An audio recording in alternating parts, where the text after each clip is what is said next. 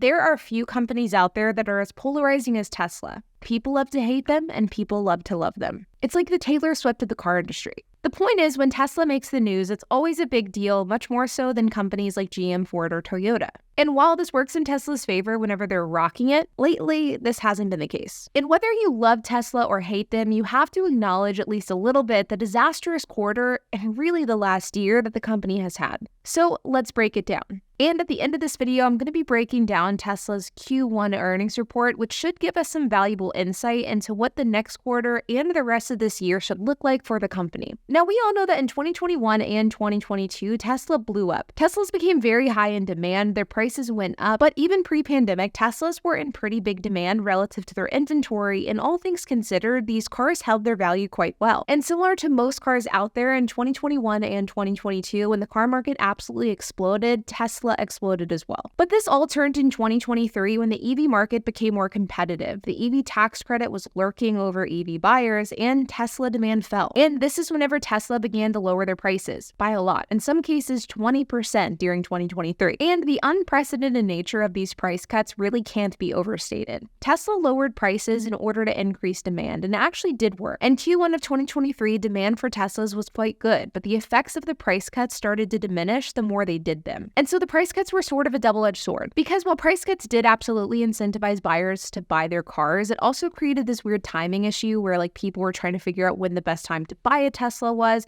In some cases, it made people lose confidence in their Tesla, and eventually it also started to just have less of an impact because anybody who really wanted a Tesla would have already purchased one. But there was also this whole other layer of Tesla buyers who purchased a Tesla prior to the price cuts. I've talked about this in my videos before, but I genuinely feel bad for anyone who purchased a Tesla pre-price cuts, especially those that purchased them in 2022 at their peak pricing. And most of the time whenever I say this, I get responses like, well, if you bought a car hoping that it would appreciate, you deserve to see that appreciation. But the reality is a car purchase is a big purchase. And sure, some people don't care about value retention, but others do. But there is no doubt a segment of buyers who purchased a Tesla in say 2021 and 2022 who did so because of the value retention associated with Teslas. They probably crunched the numbers and made the decision that this is a good purchase and that it would hold its value well compared to other cars. And this type of car would have been a safe bet, but then they were smacked in the face with price cuts that nobody really ever could have predicted. It's not a good situation, and it certainly isn't the same situation as somebody who buys, say, a 2024 BMW and who's then surprised that their car is worth 30% less next year whenever they go to sell it. The reality is Tesla price cuts screwed over a lot of Tesla owners and it put them deep underwater on their cars. But I digress. In 2023, as we know, the car market was going down and EVs were heavily affected by this.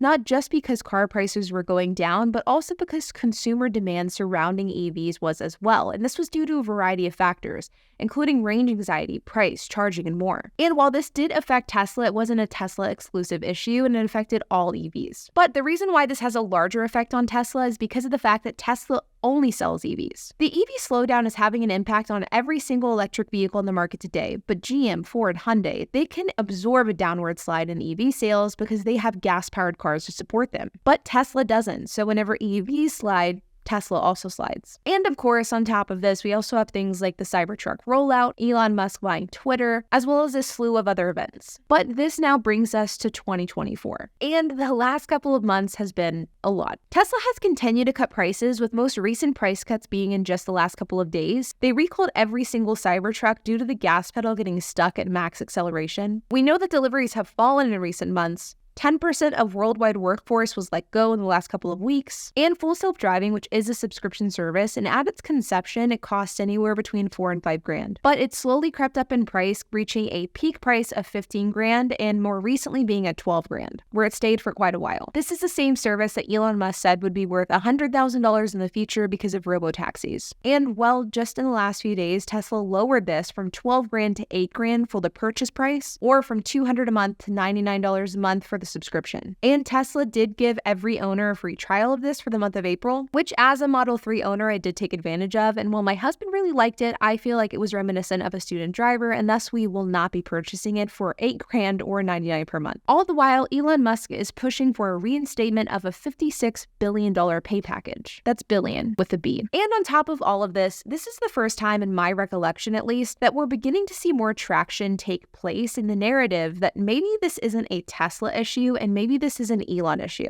And while I'm certainly not interested in making a video talking about my personal opinions of Tesla or Elon Musk, and I also don't think you guys are interested in watching it, I do think there is merit to the claims that Elon Musk is an issue.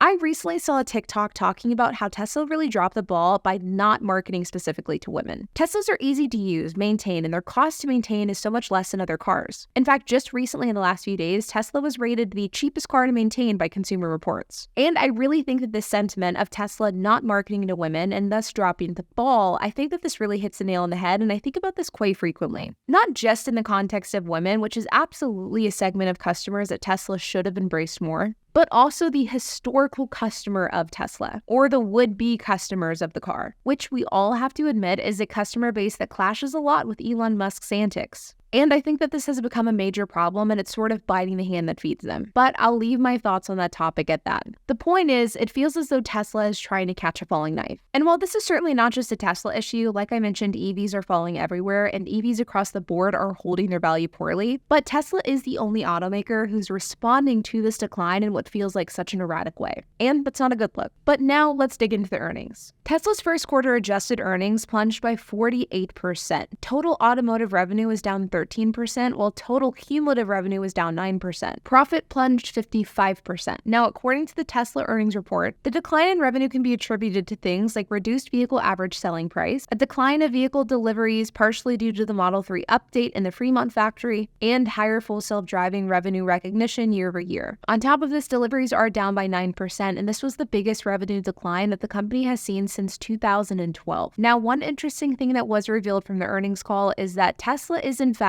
not planning to ditch plans to make a cheaper model car, something even cheaper than the Model 3. There was speculation in the last couple of weeks that they were ditching these plans and they were going to be going a different direction, and it looks as though Tesla has confirmed that these have not been ditched, and supposedly the production is supposed to start in 2025, but we'll see. There was also a large emphasis by Elon Musk on robotaxis. I just don't know what to think about Tesla, and I'm hesitant to dive too far into it because, again, I don't want this to be a video breaking down my personal thoughts on the company, but it just leaves me with a lot more questions than answers. When Tesla first started lowering their prices last year, I remember I said in a video that I thought that this could be because of one of two things. Either A, Tesla was really struggling and they felt as though they needed to lower prices because there was really no other option, or option two, Tesla could produce cars so cheap that by lowering their prices and undercutting their competition, they would end up ahead. And for a while there, it felt as though it was the latter, that Tesla could just produce their cars so cheap, but now I'm beginning to think that it might be the former, that maybe there are some major issues with Tesla and they're kind of grasping at straws trying to figure out what's going to work. Or maybe it's none of those things and Tesla's just going through a rough patch. All I know is that I am definitely skeptical about what's going to happen with Tesla in the future, and while I have said in recent videos that I myself purchased a Model 3 and I absolutely love it, I'm very happy that I bought the car, I really like the car, so I can see why people like Teslas, I do think that something has to change with Tesla as a company because right now they're a mess. And I myself am definitely skeptical of them releasing a cheaper model car next year, and I'm also skeptical about the future of robotaxis. But I suppose that's neither here nor there. Like always, you guys, I hope that you enjoyed this video. If you have any questions, comments, if you have anything to add, I would love to hear it, so make sure to leave a comment down below.